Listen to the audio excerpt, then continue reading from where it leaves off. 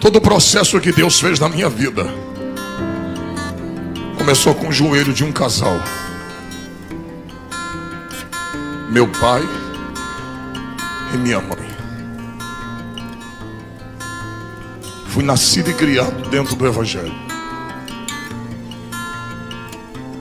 Servi a Deus na época da igreja do pastor Teotônio, na igrejinha pequena de baixo. Depois se construiu a sede onde nós estamos até hoje, do qual meu pai e minha mãe servem a Deus no mesmo lugar há 50 anos, sem mudar de congregação. Olha para cá. Cresci escutando os homens louvando, a orquestra. Só que sabe como é filho de crente? Vai passando os períodos, e eu digo que a minha geração foi a melhor geração que já existiu. Porque a minha geração, eu brinquei de bola, eu brinquei de ioiô, eu brinquei de peão, eu brinquei de búlica, eu brinquei de gude, pique lateiro, pique esconde, pique tá, pique alto, polícia e ladrão. Foi a melhor geração. A gente brincava. Carniça, quem lembra? A nossa geração foi a melhor que já existiu. Ali a gente viveu de verdade. Hoje tudo isso foi substituído pela tecnologia. As pessoas já não brincam, já não se comunicam mais, mas eu vivi aquele momento, nós vivemos esse momento.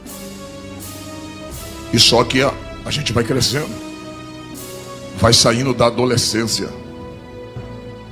E com 15 anos eu já comecei a querer sair. Eu tinha regra para chegar em casa. Eu tinha que sair 7h30 da noite, e 10h30 da noite eu tinha que estar em casa. Se eu passasse dessa hora, o chicote comia. Apanhava de verdade. E eu me lembro que quando eu completei 16 anos, eu comecei, por curiosidade, a colocar o primeiro 15 anos, eu coloquei o primeiro copo de cerveja na boca. E aquela foi a minha perdição. Porque naquela época, quando você bebia uma cerveja, você se sentia mais adulto. E o que eu fazia? Não tinha dinheiro para comprar o cigarro. Eu pegava as guimbas de cigarro com os amigos e começava a fumar. E chegava em casa, antes de chegar em casa usava house, ou então pegava a parte de dente na rua mesmo, com a escova que já botava no bolso, e escovava o dente e chegava em casa, como se nada tivesse acontecido. Um dia, eu estava já com 16 anos, e nós estávamos saindo naquele dia, eu perdi a cabeça e bebi demais. E quando eu estava bem tonto, bem ébrio, um rapaz chegou para mim que se dizia meu amigo e disse: só tem um jeito de tu ficar bom. Eu falei: como? Ele disse: experimente isso aqui. Ele tirou um saco de cocaína do bolso.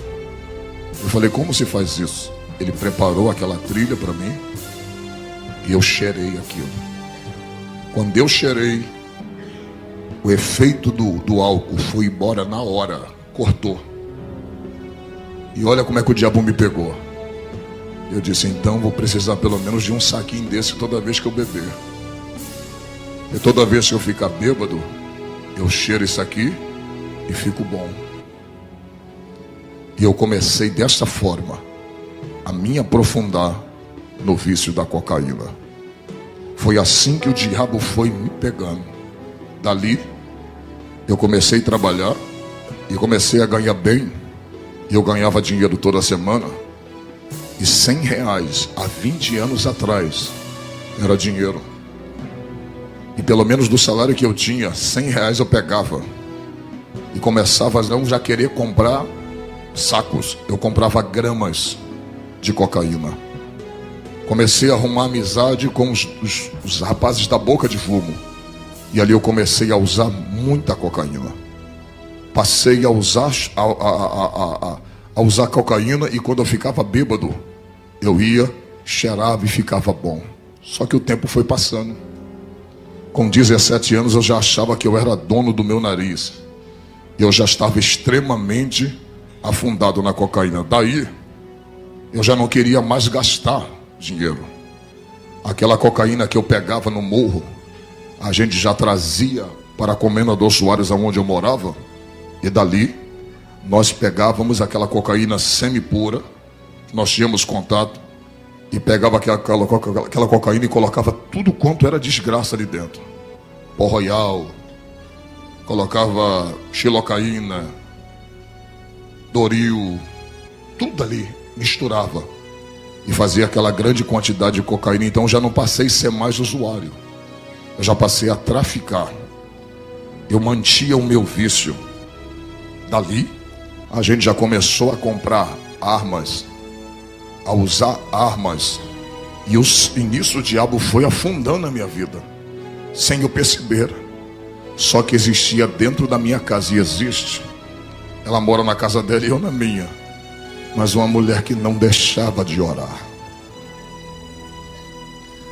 Eu por muitas vezes vi minha mãe orando, dizendo assim: Deus, se quiser levar um dos meus filhos, leve, mas leve eles dentro de casa.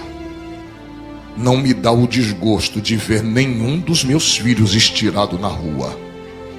Nenhum. E nessa minha ida de tráfico, algumas coisas eu não vou poder falar, que está sendo gravado. Mas nessa minha ida de tráfico, eu me lembro que eu tinha alugado uma casa para traficar. E naquela noite, eu estava com aquele Magno 45, aquela 45 na minha cintura. E nós estávamos vendendo pó dentro daquele beco. Chegou um homem. E antes daquele homem chegar, eu passei por ele dentro daquele beco. E aquele homem foi o homem que veio para me matar. E naquele momento eu cheguei ali. Eu passei por ele naquele beco. Ele me deu boa noite. E eu dei boa noite para ele. E ele parece que não me reconheceu.